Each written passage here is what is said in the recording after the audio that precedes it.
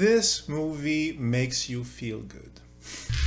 Do you feel like you could use some hope at the moment? Some hint of optimism?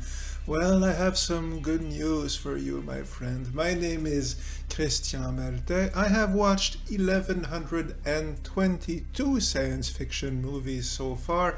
I have just returned from a trip across time and space just in time to bring you this top 7 list of my favorite optimistic science fiction movies to bring back hope in our hearts, which really need it right now. So number 7, Interstellar by Christopher Nolan from 2012. You might have seen this one. It was a big hit. Hopeful, I might hear you say, because it's very bleak. It starts super dark. Every crop on Earth has died except one, and that is dying. Humanity has lost most of its technology, and everything is bad. And as a last-ditch effort, a space mission is launched with a father. He's leaving his children behind, and he's hoping with his 2 other astronaut friends to find a livable planet.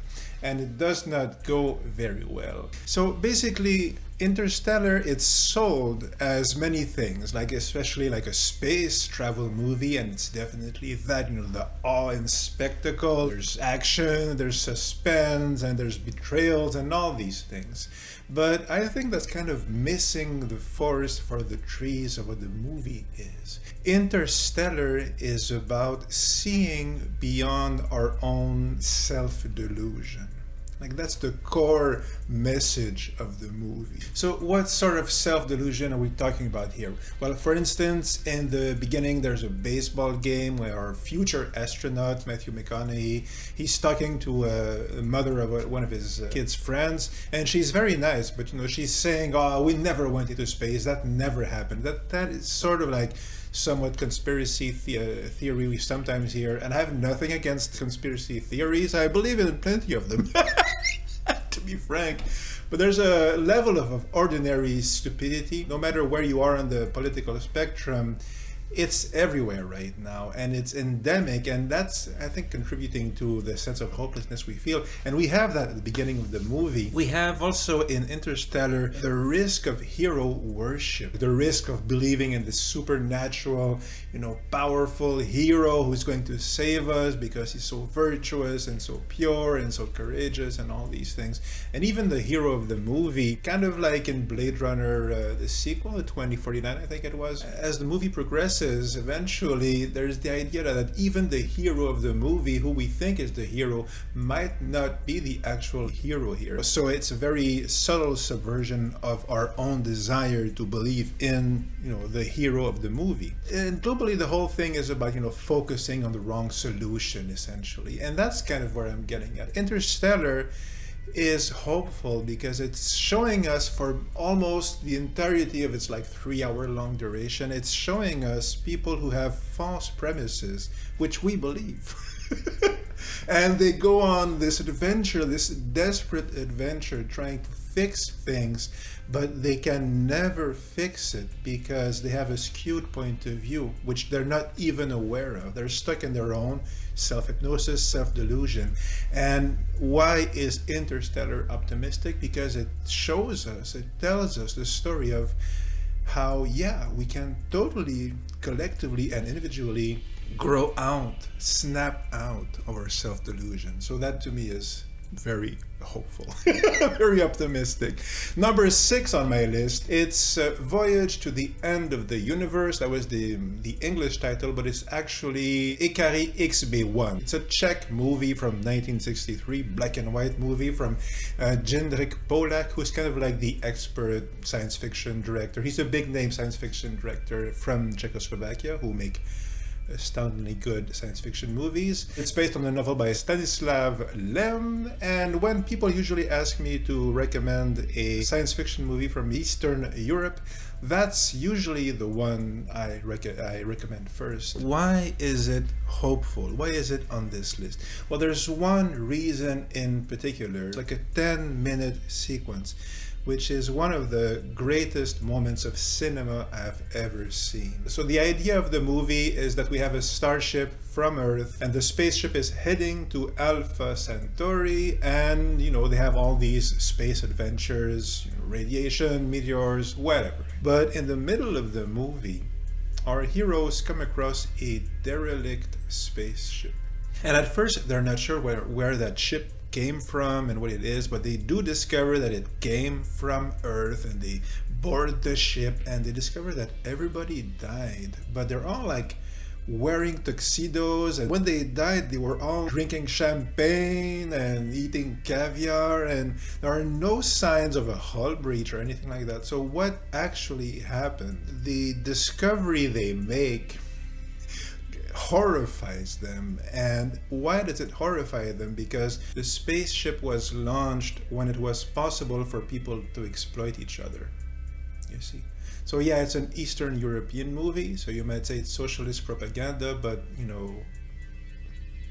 whatever. Okay. It's a story about a future where people are no longer obsessed with being on top, being more powerful, okay, exploiting each other for a quick buck, where everybody treats each other as actual human beings. We're all on the same ship, basically.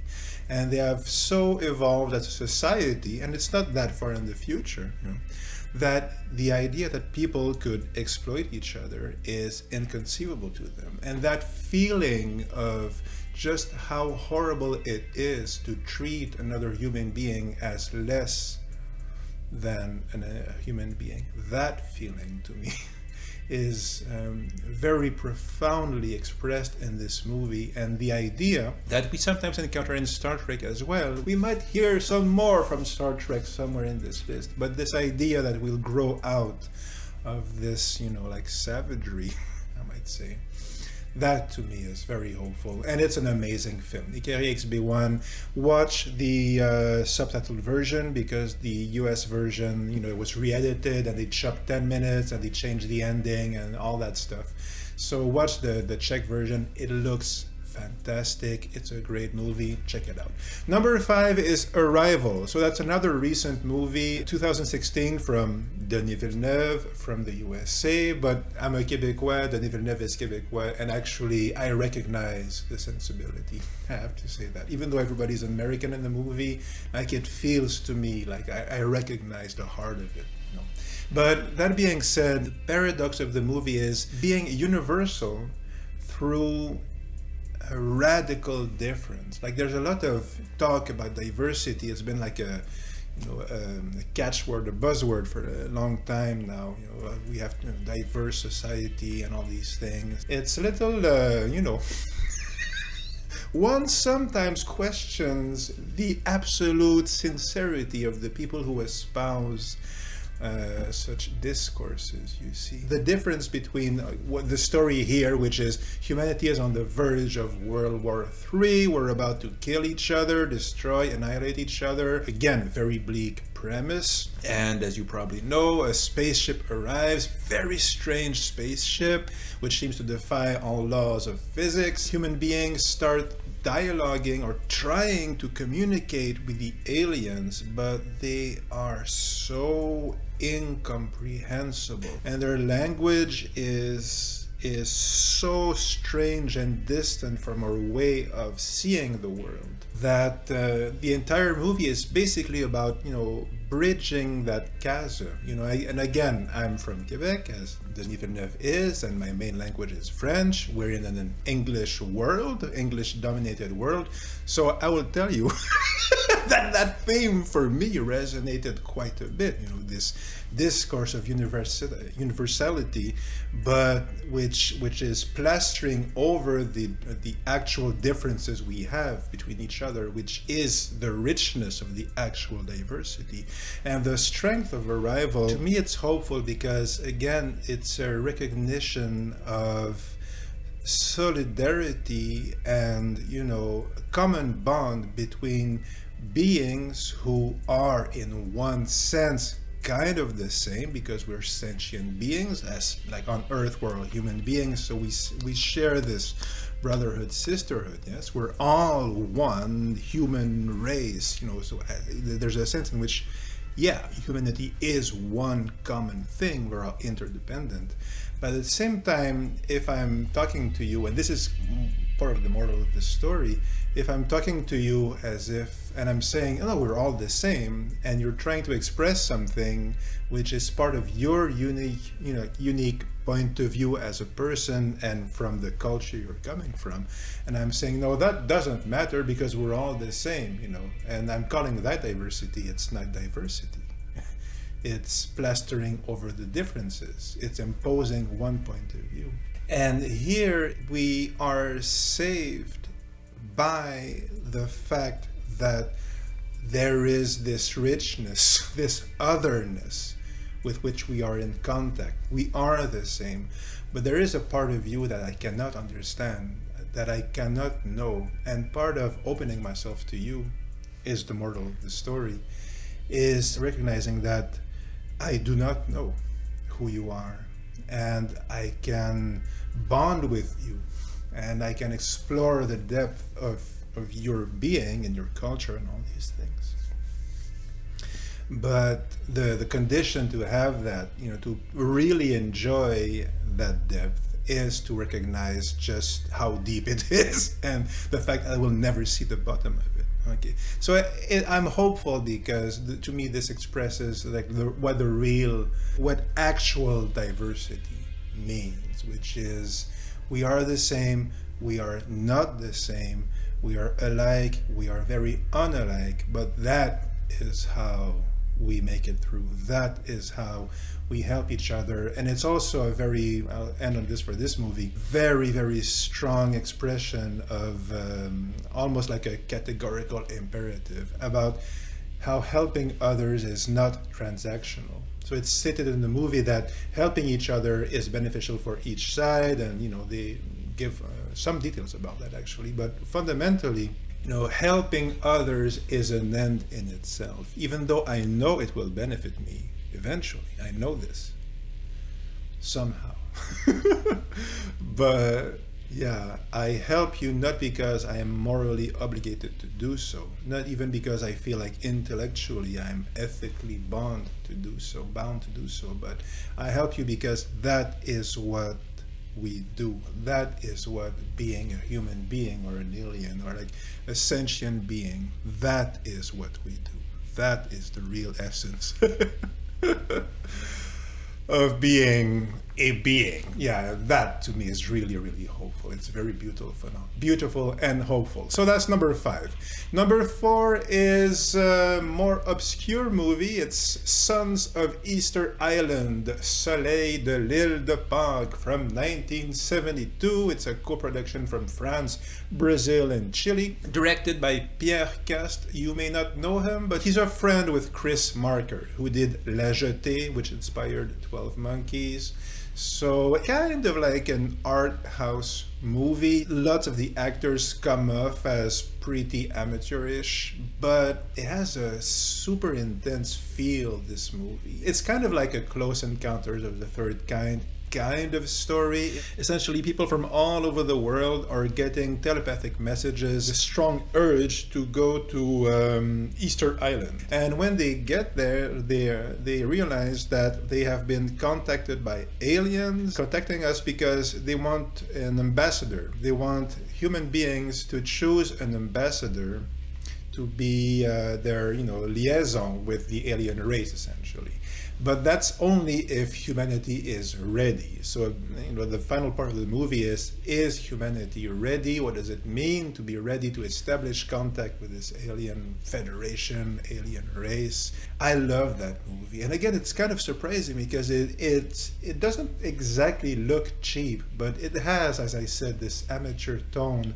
But it's so mysterious. It has a form of beauty, again, all its own. And I think it's because it's really concerned with this idea that, oh yeah, these aliens do exist and they are calling on us to be the better version of ourselves.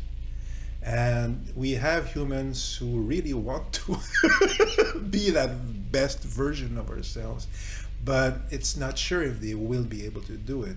There's a sense in which it doesn't matter if today we are the highest possible version of ourselves. It doesn't matter if we succeed in being worthy of contact with benevolent space aliens.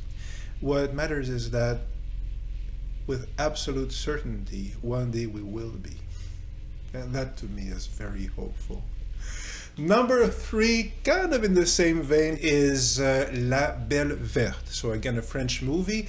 English title is The Green Planet. It's a 1996 movie from Colline Serrault. You might not know her name, but in France she was a very big name. You might have heard of Three Men and a Baby, with Tom Selleck and Steve Guttenberg, and directed by Leonard Nimoy. Well, that was a remake of a huge French hit, Trois Hommes et un Couffin, that was directed by Colin Serrault, eventually. And what's the story here? So, you have this federation of super chill space hippies. They have untold planets in their galactic association. They spend all day dancing and singing songs and hanging around in nature and meditating and having picnics, and it's all great and very groovy. They're aware of Earth, but they never visit us because we're a drag, because there's war and pollution, and basically no one from the happy space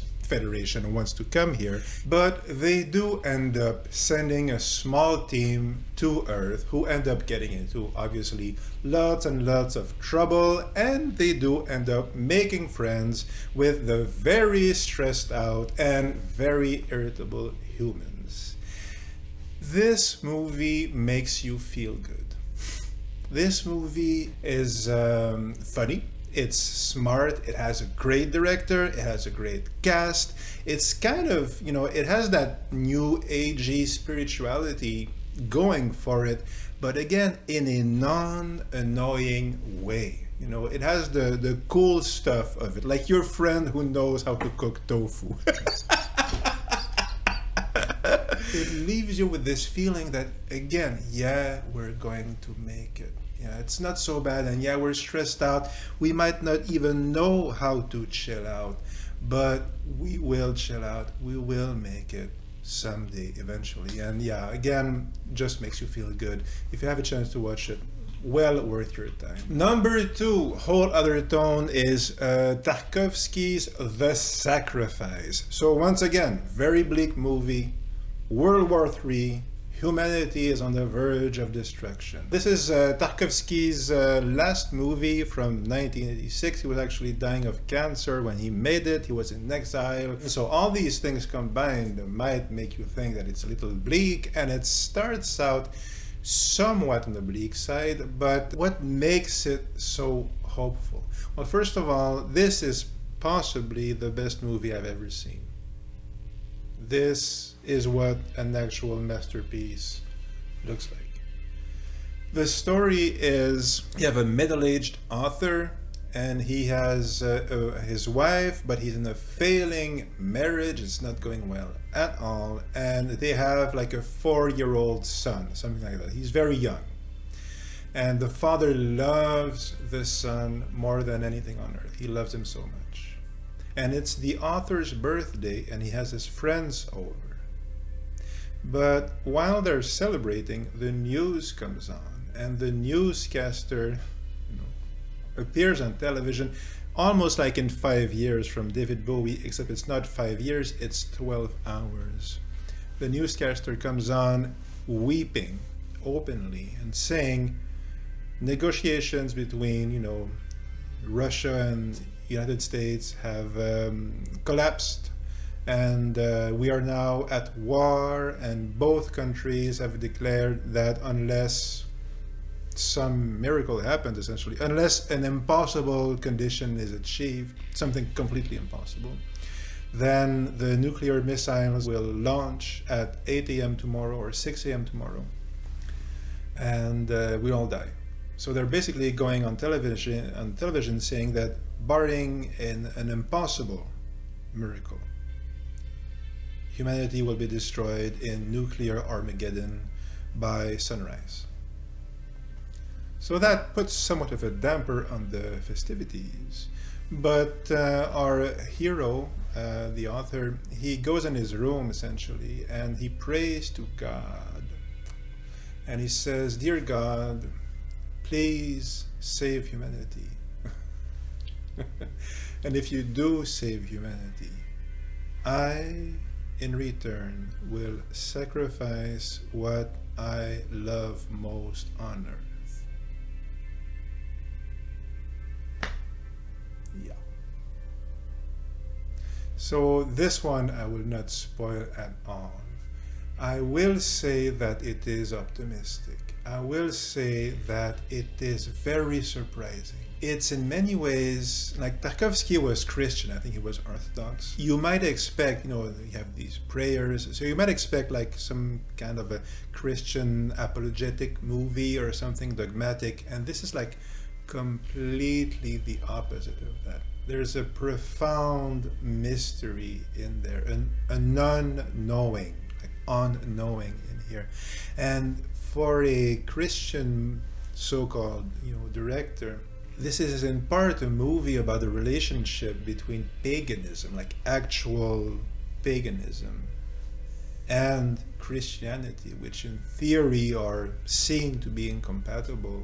But this is like the most profound meditation on that apparent contradiction, but like the depths within that you can certainly find this side of, I don't know, your favorite Neoplatician author or whatever. Like it's an astounding experience. The actors are top notch. The visuals are completely mind-blowing. This is like a complete submersion in not only the like deep philosophical, spiritual, mysteries, but like submersion in the wonder of what human beings can actually achieve. For instance, in the form of this movie, this marvelous, magnificent movie. So yeah, I like that one quite a bit, and definitely hopeful, definitely hope inspiring. Honorable mentions before my number one. We can mention Soviet movies. So that theme of humanity that has transcended competition and commercialism, we see that pretty often in Eastern European movies, Soviet movies. Maybe not as often as you would think, but pretty often. So, like in Aelita from 1924, great movie, silent movie, very well known, very good movie. Orion's Loop, A Guest, Andromeda Galaxy, though that one is a bit boring, to be frank. But it definitely has that theme of humanity has achieved, evolution beyond, commercialism. That theme of we're not being idiots with each other. Like we're sharing and we're helping each other, and things might not be perfect, but at least we've got that. So that's, that has something hopeful. Things to come, maybe the 1930s movies based on an H.G. Wells novel. It hasn't aged very well, but, it has hopeful elements to it. And 2001, obviously, has the idea that we can, evolve beyond our limited, human understanding. So I guess you could put it in the optimistic list of top movies. But for me, the number one science fiction movie, the one that makes me feel most hopeful in a sense, is Star Trek IV, The Voyage Home. This, in many ways, is the last true Star Trek movie in the sense that it completes the arc that was started with Star Trek the Motion Picture, then, Wrath of Khan, Search for Spock, and Voyage Home, this one. Why does that make it the most hopeful? Well, in the first Star Trek movie, Kirk is an admiral, and there's a space threat coming, and Kirk elbows himself to get back command of the Enterprise, which he had relinquished after his 5-year mission to become a bureaucrat and a politician. So Kirk takes back control of the Enterprise, and he gets the old gang back again, but But things aren't as they were. Everything feels kind of off, and Spock is weird. He's gone full logic, and everything is kind of odd, and Kirk has lost it basically. He's powerful, but he's no longer the cool guy. And eventually, the second movie, he's confronted by the ghost of his past, Khan, the consequences of his glorious actions when he was this brash young captain. But, he never bothered to check if, all these people he'd stranded on planets, to start a new life. What happened to them? And he's punished for his past. Eventually, I'll presume that you know this, but he loses his best friend. He does find out he has a son, but in the third one, he gets back Spock. He comes back to life, his best friend, but Kirk loses his son, and he loses his ship, and he loses his career. He loses everything, Kirk does. And in the fourth one, the Voyage Home. Well, why is it called the Voyage Home? Well, you look at that and you're saying, okay, well, so they were on Vulcan at the end of Search for Spock, and now they're going back to Earth to face, they're going to be on trial, Kirk and his gang. So that's going home, They were on Vulcan, Voyage Home, they've returned to Earth. But is that really what it means? Well, the space whales come and start destroying the Earth, and we discover that our crew must go back in the past, our present, and get some humpback whales back to the future. So maybe Voyage Home means, home is us. Home is the 20th century, or for ours maybe the 21st century. Home is Captain Kirk and Spock and friends visiting Earth. So that's Voyage Home, or Earth in our present. But no. What is really the Voyage Home here? The Voyage Home is Kirk's own self. Kirk has lost himself. As I said, he became a shadow of his former self. And why did he become this? In the first one, when he became Admiral Kirk. Because he stopped doing what he wanted to do, and he went for the prestige. He went for the power and the job, and maybe he felt it was his duty to do so. But he became almost a shell of his former self. Like McCoy tells him at his birthday party in the Wrath of Khan, you should not have accepted the Admiralty. And Spock dies and is resurrected. So you have a death and resurrection story through the Spock arc, which is very obvious, And what does he grow out of that? What does he learn out of this death and resurrection story, Spock? Well, he learns that logic is not the end-all and be-all, and he kind of makes peace with his human side, all these things. So now he's logical, but he has a heart. Again, he's still Spock, he's still, live long and prosper, but he's more balanced, he's more himself.